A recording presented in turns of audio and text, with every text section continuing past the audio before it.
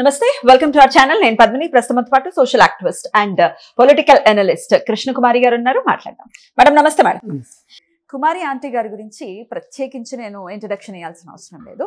ఆవిడ చాలా ఫెమిలియర్ అయ్యారు. అయితే ఆవిడకి సంబంధించి ఒక ఇష్యూ ఇప్పుడు నెట్టింట ఇంకా వైరల్ అవుతుంది. అది ట్రాఫికింగ్ పోలీసులు వచ్చి ఆవిడ ఫుడ్ ట్రక్ ఏదైతే ఉందో దాన్ని తీసేసేయడం జరిగింది. ఆవిడని అక్కడి నుంచి ఖాళీ చేయాలని చెప్పడం జరిగింది. దీంతో ఇంకా వైరల్ అయ్యారు ఆవిడ. అయితే దీన్ని కూడా రాజకీయం చేస్తూ రాజకీయ నాయకులు అంటే కాదేది కవితకు అనర్హం అన్న టైప్లో రాజకీయ నాయకులు దీన్ని కూడా వాడేసుకోవటం అనేది చూస్తున్నాము. దీన్ని అసలు ఈ వ్యవహారాన్ని ఎలా చూడొచ్చు కృష్ణకుమారి గారు? మొదటగా మనం కుమారి ఆంటీకి శుభాకాంక్షలు తెలియజేద్దాం. ఎందుకంటే ఆవిడ ఇందాకే మనం మాట్లాడుకున్నాం, కష్టపడటం ఇష్టం లేక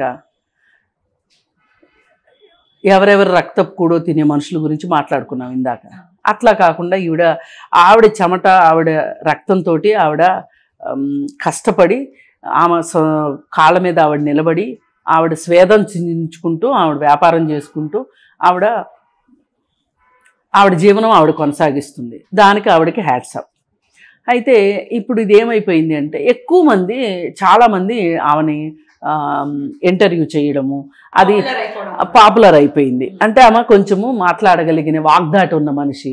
వీళ్ళు ఎవరైనా వెళ్ళి ఏదైనా ఇంటర్వ్యూ అడిగితే వేరే వాళ్ళు మేము మాట్లాడమండి, మేము చెప్పమండి అని కొంచెం సిగ్గుగా ఉండేవాళ్ళు ఉన్న ఇవి చక్కగా ధైర్యంగా మాట్లాడే సందర్భంలో ఒకానొక సందర్భంలో నాకు జగనన్న ఆంధ్రాలో ఇల్లు ఇచ్చాడు అని చెప్పి ఆవిడ చెప్పటం జరిగింది. అయితే దానికి వైసీపీ వాళ్ళు ఆ కట్టు పెట్టుకొని వేరే పార్టీలకి స్టార్ క్యాంపెయినర్లు కావాలి, కానీ మా పార్టీకి ఇలాంటి అట్టడుగు వ్యక్తుల ద్వారానే మేము స్టార్ క్యాంపెయినింగ్ చేయించుకుంటాం మేము అని చెప్పి వైసీపీ వాళ్ళు అనడము ఇదంతా గతం.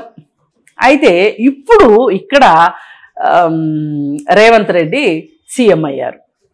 ఈ రేవంత్ రెడ్డికి గురువు గారు చంద్రబాబు నాయుడు గారు. అంటే వీళ్ళ ఊహాశక్తికి మట్టుకు హ్యాట్స్ ఆఫ్ చెప్పాల్సిందే. కాబట్టి చంద్రబాబు నాయుడు ఫోన్ చేసేసి రేవంత్ రెడ్డికి, డియర్ స్టూడెంట్, అక్కడ ఏదో కుమారి ఆంటీ అని చెప్పి ఒక స్టాల్ నడుస్తుందంట, ఆ స్టాల్ మనకి వ్యతిరేక శిబిరంలో వ్యక్తిది కాబట్టి ఆమెని ఆ బిజినెస్ క్లోజ్ చేయించేసేసేయి అని చెప్పి చెప్పారని, అందుకే రేవంత్ రెడ్డి ఇలా చేశాడు అని అనగానే రేవంత్ రెడ్డి కూడా చీచి ఇలాంటి చిల్లర పనులు నేను చేయను, నేను కావాలంటే ఆవిడని ప్రోత్సహిస్తాను, నాకు సమయం దొరికినప్పుడు నేను వెళ్ళి అక్కడ భోజనం కూడా చేస్తాను, అమ్మా నువ్వేం భయపడకు అని చెప్పి పోలీసులను కూడా ఆదేశించి ఆ కేసు విత్డ్రా చేసుకోమని చెప్పి చెప్పటము ఇదంతా ఒక నాటకీయ పరిణామాల మధ్య ఇదంతా ఈ స్టోరీ అంతా జరిగింది.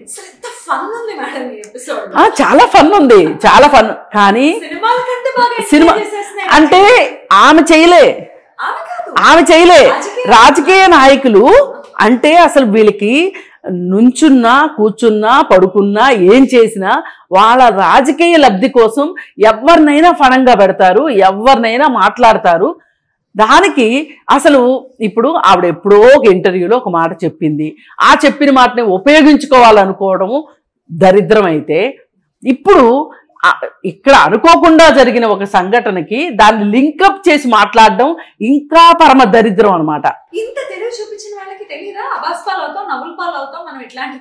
అబ్బో ఇట్లాంటివి చాలా జరుగుతున్నాయి. అసలు మీకు తీరిక దొరికితే గనక ఈ రాజకీయ నాయకులు అబాస్ పాలు అవుతున్నది చూస్తుంటే, ఇప్పుడు ఇంతకుముందు కూడా మనం ఆనియన్కిను ఆనియన్ పొటాటో ఆనియన్కి చూసాం కదా. అలాగే ఒక్కొక్క మంత్రి మాట్లాడుతుంటే వాళ్ళు ఏం మాట్లాడుతున్నారో మనకు అర్థం కాదు. ఇవన్నీ అసలు దురదృష్ట కాలం అంటే ఇదేనండి. నేను నా వయసులో అంటే నాకు ఇప్పుడు 56 ఏళ్ళు అనుకుంటే నా జీవిత కాలంలో నేను మహామహులైన రాజకీయ నాయకులను చూశాను, ఉద్దండులైన రాజకీయ నాయకులు చూశాను, అప్పటికి మరణించిన రాజకీయ నాయకుల గురించి చదువుకున్నాను. కానీ ఇప్పుడున్న రాజకీయ నాయకులు చరిత్రలు మట్టుకు చరిత్రకు ఎక్కకపోవడం చాలా మంచిది. అసలు వీళ్ళు ఇప్పుడు ఆ వ్యాపారంలో వాళ్ళు రోడ్డు పక్కన ఫుడ్ ఇచ్చే వ్యాపారంలో అక్కడ జరిగేది ఏంటి అంటే, నేను స్వయంగా చూసింది, ఆమె కుమారి ఆంటీ ఎంత కష్టపడి ఆమె బిజినెస్ చెయ్యొచ్చు, కానీ అక్కడ చాలా ట్రాఫిక్ అవుతూ ఉంటుంది. నేను కూడా చూశాను ఆ ట్రాఫిక్కి. నేను ఆ కారు ఇరుక్కుంటే ఇబ్బంది అయ్యింది. కాకపోతే ఏమనుకుంటామంటే, మన ఇబ్బంది ఎంత, 2 క్షణాలు, పోనీలే, ఎవరో వాళ్ళు కష్టపడి బతుకుతున్నారు, వాళ్ళకి 4 రూపాయలు రావాలి. పైగా అక్కడ ఇద్దరికి ఉపయోగం. ఆవిడికి ఎంత ఉపయోగమో అక్కడ ఫుడ్ తీసుకునే వాళ్ళకి కూడా అంతే ఉపయోగం. ఎందుకంటే ఇప్పుడు పాపం వాళ్ళు ఏ హోటల్కి వెళ్ళి రెస్టారెంట్కి వెళ్ళి తినలేరు. ఇక్కడ అనుకుంటే చవకగా వస్తుంది టేస్ట్ ఉండనివ్వండి లేకపోనివ్వండి, ముందు వాళ్ళకి ఆ సమయానికి, ఆకలి సమయానికి వాళ్ళకి వాళ్ళ పర్సు పర్మిట్ చేసే దాంట్లో తిండి దొరకడం చాలా గొప్ప విషయం. అందుకని తింటున్నారు. అక్కడ ఉభయతారకంగా ఉంది, ఇద్దరికీ మంచి జరుగుతుంది. కాకపోతే ఏంటి అంటే, దాన్ని అలా సజావుగా సాగుంటే ఈ గోలంతా ఉండేది కాదు. ఇప్పుడు ఇంత మాట్లాడిన తర్వాత మరి తెలుగుదేశం వాళ్ళు ఊరుకుంటారా? వాళ్ళు ఏమంటున్నారు, అసలు నీ పరిపాలనే బాగుంటే, నువ్వంటే అంత ఇష్టం ఉన్న కుమారి ఆంటీ నువ్వు ఇల్లు కూడా ఇచ్చిన తర్వాత ఈ ఆంధ్రప్రదేశ్లో ఉండకుండా హైదరాబాద్లో ఎందుకు బతుకుతుంది? అదే వలసలు ఎందుకు బతకాల్సిన కర్మ ఎందుకు పట్టింది ఆవిడికి?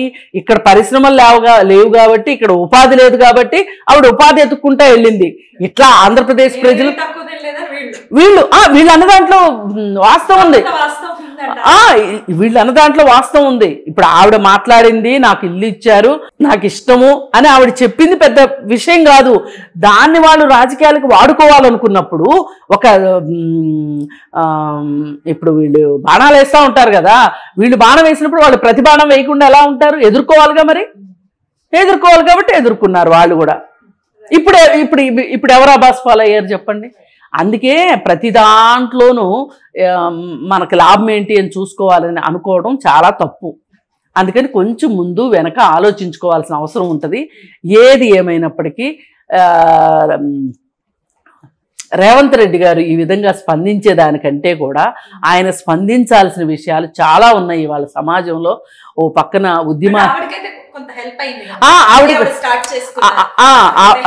ఆవిడికి హెల్ప్ అయింది.